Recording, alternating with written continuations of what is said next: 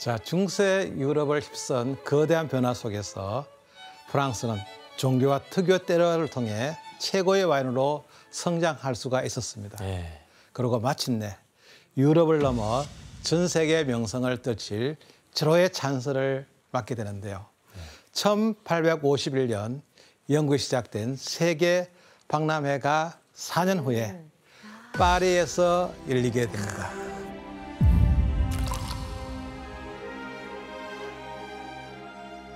영국의 첫 번째 세계 박람회 타이틀을 뺏긴 프랑스는 런던 세계 박람회와 차별화된 방법을 고민하기 시작했죠.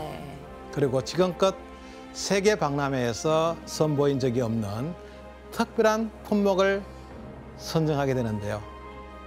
바로 보르도 와인이었습니다. 보르도 왔구나. 보르도 와인은 명성과 거래 가격에 따라 품질 등급 체계를 갖춘 후 박람회에 출품하게 되는데, 올리비아 씨, 등급을 프랑스어로 한번 읽어주실래요? 네. 1등급은 premier grand cru classé, deuxième cru classé, troisième cru classé, quatrième cru classé, cinquième cru classé입니다. 와, 멋지다. 멋있어. 자, 이 표는 보르도 메독 지역의 와인을 1에서 5등급으로 분류한 표입니다. 저게 무슨 샤또 마고니 뭐 이런 게 다 맞아요. 1등급에 있는 거고. 이 등급은 프랑스 와인 라벨지를 보면 직접 확인할 수가 있습니다. 라벨지에 나와 있구나. 근데 교수님, 왜 이 부르고뉴랑 샹파뉴가 아닌 보르도 와인을 내는 거예요? 아주 좋은 질문입니다. 보르도 와인은 특히 영국 사회에서는 고급 와인이라는 인식이 있었거든요. 네. 그렇다면 영국이 보르도 와인을 고급 와인으로 여기게 된 것은 언제부터일까요? 영국과 프랑스가 무려 116년간 전쟁을 벌였던 100년 전쟁입니다.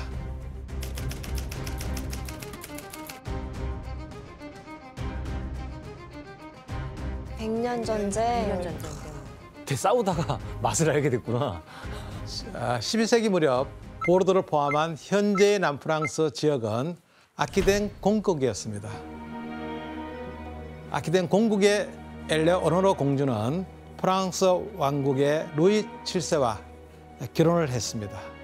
그러나 곧 잉글랜드 왕위 계승권을 가진 젊은 백작 헨리 2세와 재혼하고 이후 헨리 2세가 당시 잉글랜드였던 영국의 왕이 되었습니다. 공주는 결단을 하나 내리게 되는데, 바로 영국 여왕으로서 아키텐 지역을 영국 땅으로 귀속시키기로 한 것입니다. 야, 그 반발이 장난 아닐 텐데. 당시 보르도는 최대 와인 산지로 떠오르는데요. 당시 보르도 지방에서 와인을 수출해서 벌어들이는 세금이 영국 전체의 세금보다 더 많을 정도였습니다. 와, 대박이다. 아니 근데 이게 프랑스 입장에서는 이게 내 땅이었는데 갑자기 공주가 재혼하면서 영국에다 갖다 바치고 땅이 갑자기 뺏기게 되는 셈이잖아요. 억울하죠, 그런 너무. 그래서 1328년 프랑스에 새로 즉위한 필리포 6세는 보르도 지역을 다시 찾아오겠다고 결심을 합니다. 이로써 영국과 프랑스 사이가 전쟁이네. 116년에 걸쳐 100년 전쟁을 시작하게 됩니다. 와인 전쟁이네. 지켜야 되기 때문에. 말도 안 된다, 진짜. 결국 1337년부터 1453년까지 전쟁이 지속되다가 잔다르크의 출현으로 전세를 역전시킨 프랑스가 전쟁에서 승리하면서 보르도는 영원히 프랑스 영토가 되었습니다. 그래서 영국 사람들은 보르도 와인을 보면 약간 배가 아프기도 했겠네요. 그 결과 이후 보르도 와인은 파리 세계 박람회에서 프랑스 대표 산업 중 하나로 선정돼서 전 세계의 이름을 알릴 수가 있었습니다. 그래서 직접 마시면서 확인할 수 있도록 이번에도 프랑스 보르도 와인을 준비했습니다. 오늘 색에서 잘 나왔는데? 오늘 너무 좋은데요? 와인 파티네요. 저희가 제대로. 원래 이런 거 없거든요. 아, 정말요? 처음이에요, 처음. 뭘까 보르도?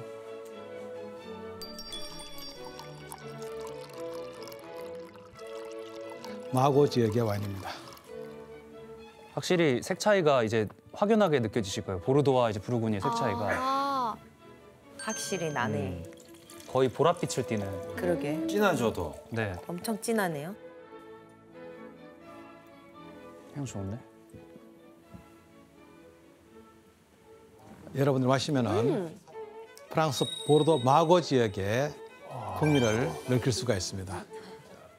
등급 와인이 좋다. 확실히 비교가 이것도 되네요. 괜찮네. 맛있네요. 이 정도도 괜찮아. 저는 아까 그 부르고뉴 와인에 비해서 쓴 맛이라고 해야 되나? 그게 더 강하게 느껴지는 것 같아요. 네, 근데 정확하신 게 확실히 좀 더 이제 풍미가 풍미 진할 거고 이건 좀 진하네. 바디감이 진해 이거는. 네, 바디감이 네. 진하고 이런 입안에서 꺼끌꺼끌한 탄닌 같은 것도 훨씬 더 많이 느껴지고 맞아요.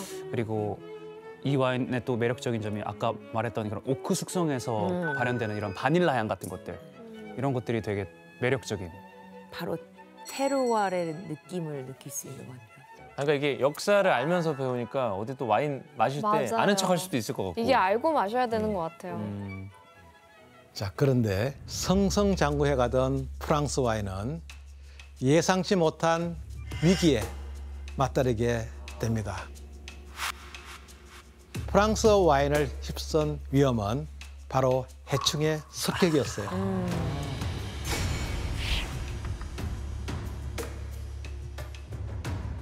파리 박람회를 성공리에 마치고 8년이 지난 1863년 프랑스 포도밭에서는 처음 보는 이변이 발생하게 됩니다.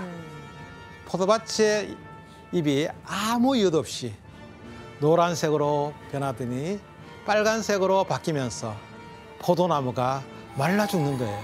병에 걸렸구나. 자, 포도밭이 어떻게 변했는지 한번 보겠습니다.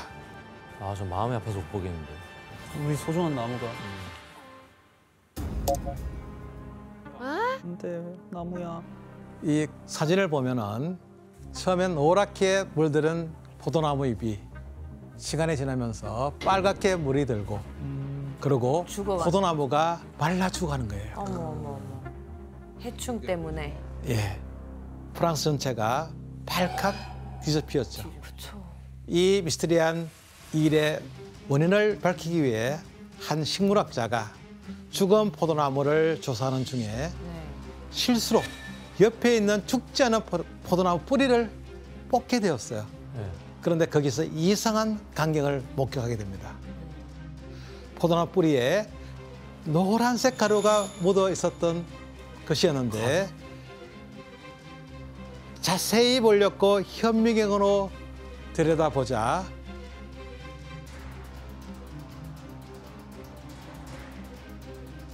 바로 그것에 프랑스 와인의 위기를 부른 강력한 파괴자가 있었던 것입니다. 뭐야? 말바. 이게 뭐야? 자, 프랑스 식물학자가 발견한 먼 길이 1mm 내외의 작은 벌레, 포도나무 뿌리 진딧물이었습니다. 진짜 무섭다. 당시에는 이 벌레를 지칭할 이름조차 없었어요. 그래서 1868년 8월 3일 프랑스 과학기술원에서는 포도밭을 재앙으로 몰고 간 원인은 프랑스에 없던 새로운 곤충으로 필록세라라고 명명한다고 공식 발표를 했습니다. 와인 애호가들한테는 저 필록세라 사건이 엄청 큰 사건이라서 저도 너무 익숙한데 직접 생긴 걸 보는 건 처음이네요. 징그럽고. 근데 저게 왜 갑자기 나타나요? 잘 와인 운영 잘 하다가. 누가 풀어놓은 거 아니에요? 자, 그건 바로 미국에서 들어온 포도나무 한 그루 때문이었어요. 그러니까. 어디서 들어? 미국이요? 미국에서. 미국이 범인이었네. 이 사태가 발생하기 1년 전 프랑스 론 지방의 작은 마을인 로크모에 사는 와인 상인이 포도나무와 품종을 비교하기 위해 자신의 집 앞마당에 미국산 포도나무를 심었던 것입니다. 이때 미국산 포도나무에 붙어있던 필록세라가 프랑스로 수입된 거였습니다. 해초. 이후 20년이 넘도록 필록셀라는 사라질 기미가 보이지 않았습니다. 20년 동안 넘도록이요? 토토화됐겠는데요. 이거 이 정도면 다시 뽑고 다시 심는 게 나은 거 아니야? 다 불태우고. 근데 토양 자체가 이미 변질이 돼 있으니까.